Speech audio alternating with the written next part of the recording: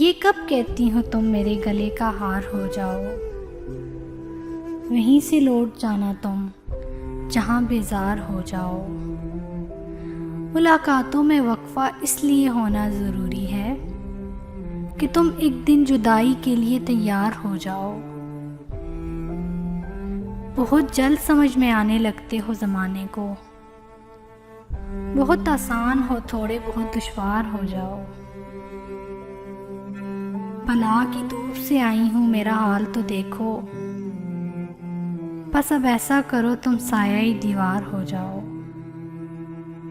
अभी पढ़ने के दिन है, लिख भी लेना हाल दिल अपना, मगर लिखना तभी जब लाए के इजहार हो जाओ।